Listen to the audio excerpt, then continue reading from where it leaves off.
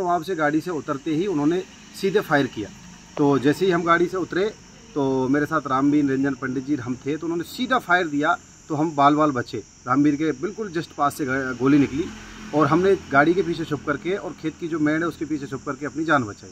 लेकिन जब हमने इधर उधर से टॉर्च लगाई तो उनको लगा कि अब तुम लोग भी चारों तरफ से घिर चुके हैं, वो फायर करते हुए वहाँ से भाग गए।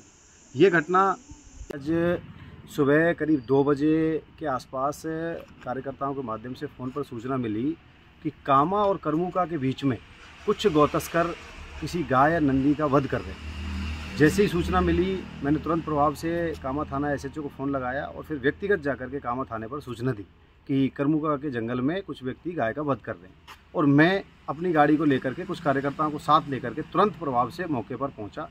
जैसे ही हम वहाँ मौके पर पहुँचे तो गाड़ी की लाइटों के सामने हमें वहाँ 8-10 व्यक्ति दिखाई दिए, जिनके नाम और जिनकी पहचान मैं कर चुका हूँ और हमारे कार्यकर्ता उनकी पहचान कर चुके हैं। उनके हाथों में हथियार थे, कट्टा था, कुल्हाड़ी थी, छुरे थे। इस तरीके के हथियारों से वो गाय का वध करने में लगे हुए थे। गाड़ी की लाइट देख करके वो लोग वहाँ से भागे और हम गाड़ी से उतरे तो उन्होंने सीधा कट्टे से हमारे ऊपर 5-4 राउंड फायर कर दिए। हमने जैसे तैसे वहाँ पास में ही जो खेत की मेड़ थी उसके पीछे छुप करके अपनी जान बचाई। और हमने जब उनको इधर उधर से टॉर्च लगाई और उनको घेरने की कोशिश की तो वो फायर करते हुए वहाँ से भाग गए, जिसमें कुछ व्यक्ति लालपुर गांव के हैं, कुछ लहसर के हैं, कुछ लड्डूका के हैं, कुछ करमुका के हैं और आसपास करके कुछ उनके और भी साथी होंगे जो मौका देख करके वहाँ से भाग गए। मौके पर पुलिस पहुँची तो वहाँ जा कर के देखा कुछ राउंड भी वहाँ से बरामद हुए हैं और गाय के अवशेष भी वहाँ से बरामद हुए हैं और हथियार जो काटने वाले जो हथियार थे वो भी बरामद हुए हैं और गाय का मुंह, खाल और ऐसी चीज़ें भी वहाँ से बरामद हुई हैं, जिनको पुलिस ला करके थाने में पुलिस ने रख लिया है। हम पूर्व में भी सूचना दे चुके हैं प्रशासन को कि जो ब्रज 84 कोस परिक्रमा मार्ग है, इस परिक्रमा मार्ग में अवैध रूप से ढाबे संचालित कर रखे हैं जो ब्रज 84 को उसको प्रभावित कर रहे हैं। यात्रियों को या हिंदुओं की धार्मिक भावनाओं को भड़काने के लिए ये सब जानबूझ करके किया जा रहा है।